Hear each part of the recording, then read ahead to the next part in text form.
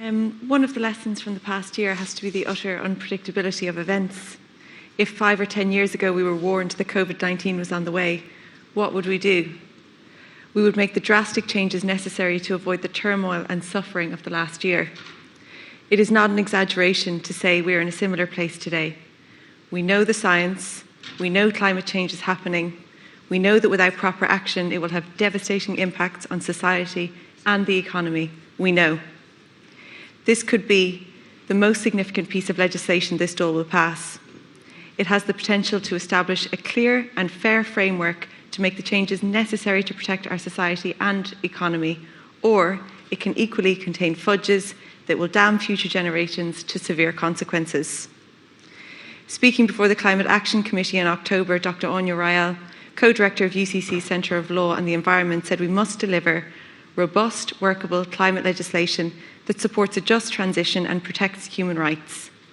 We must ensure that the new legislation has the necessary impact across society and the economy to deliver transformative changes required within the necessary timeframes. She outlined clear principles that have to be present in the legislation and climate action plans. Robust and workable, just transition, and transformative changes in the necessary time. Climate legislation must be robust and workable. Our plan to curb our emissions and reach our international obligations needs to be clear, achievable, and guided by climate science. The much lauded net zero target of 2050 is too late. We need to significantly reduce our emissions before then if we are to do our part to halt significant and irreversible temperature rise.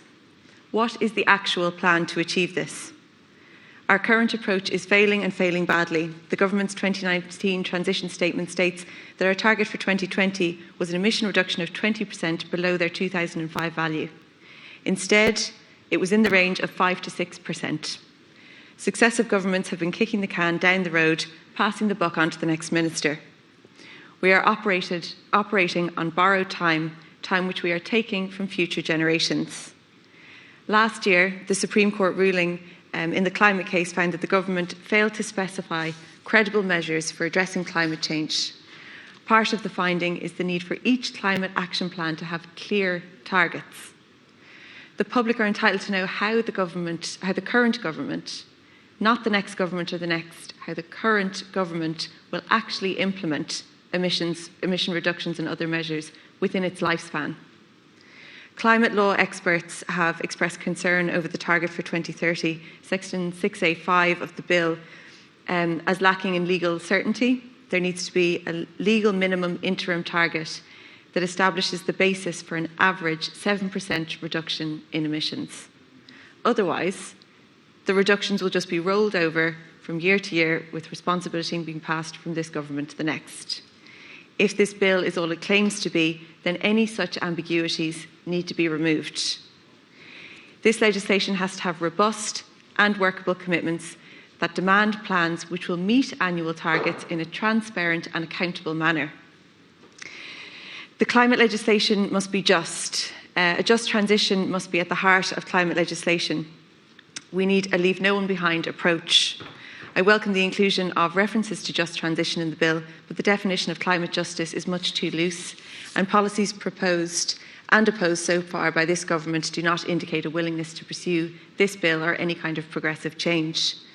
I echo the calls of Community Law and Mediation, Vincent de Paul, and the Jesuit Centre for Faith and Justice to include more robust definitions for climate justice that would ensure a just transition, such as Scotland's climate change legislation.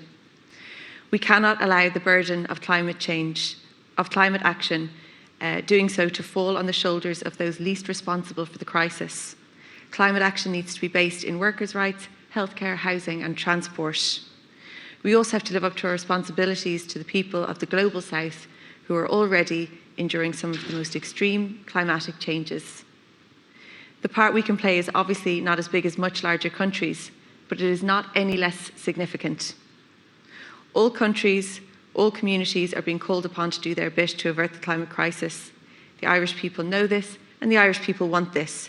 We must deliver legislation which matches their commitment to a just transition and climate justice. We need sustainability and equality to go hand in hand.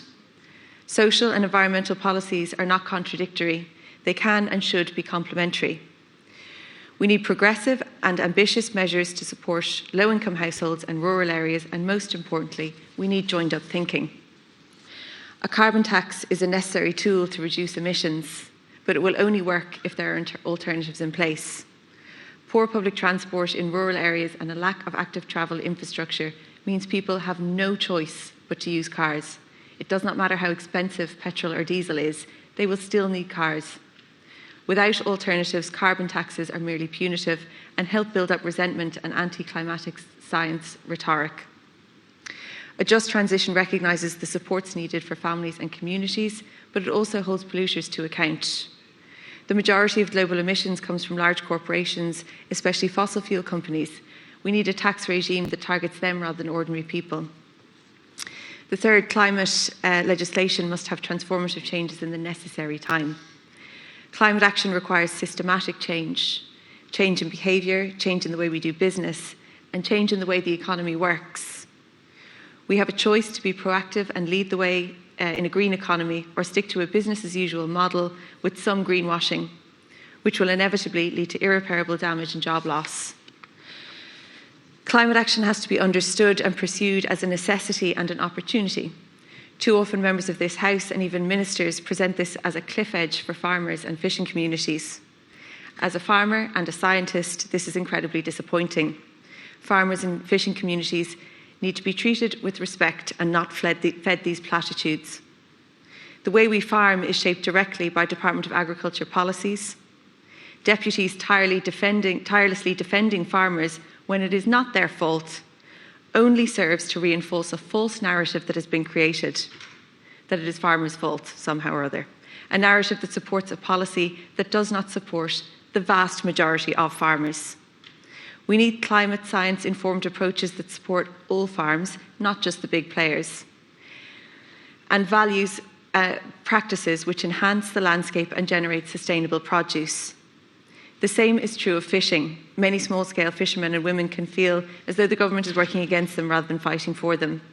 Inshore fishing represents the type of sustainable fishing that has been practiced for generations in West Cork and other coastal and island communities.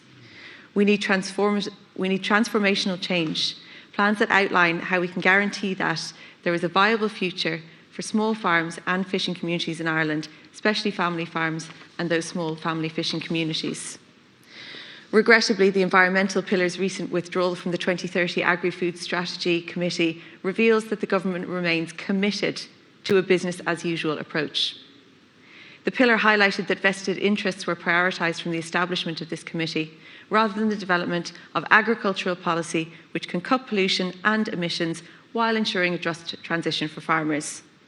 The palpable frustration at the recently announced results-based environmental agri-pilot project scheme, or REAP as it's called, is another example of the government blatantly failing to provide the necessary change in this sector. Constantly clinging to increased efficiencies as a response was never good enough. And at a crucial time like this, when we need timely transformational change, it is disgraceful. I think most people agree that the Green Party has good intentions, and I commend them for bringing this bill. But what we need to know is how, if at all, these intentions will be realised. Where exactly emissions will be reduced, when and how this will happen, and crucially, how will that happen in a fair and just way? We're living with the effects of climate change. Ireland is 0.5 degrees Celsius warmer than it was in the 1960s to 1990 period. It is wetter, and we are seeing more extreme weather events, which are having significant social and economic costs. We've experienced the stormiest winter over a century, and one of the wettest winters since records began. We're experiencing extreme weather events like flooding over and over again in West Cork. Farmers and fishing communities can see the impacts of climate change. Young people have been taking to the streets, demanding substantial and meaningful action. Climate scientists and legal experts have provided the frameworks and targets we need to work towards. This legislation needs clear commitments, more robust definitions of a just transition and climate justice, and must explicitly address the issues around LNG and frack gas and the biodiversity crisis. Dr. Andrew Jackson, Assistant Professor of the Environmental Law at UCD, explained to the Climate Action Committee that to stand a chance of limiting heating to 1.5 degrees Celsius, our emissions need to fall very deeply and very rapidly, starting immediately. We have just one shot at getting this legislation right. We cannot throw away this shot. Thank you, Chair. Thank you very much, Deputy Cairns. Now, Arash Guji on Rialtas, and there are 3 speakers, beginning with Minister Joe O'Brien.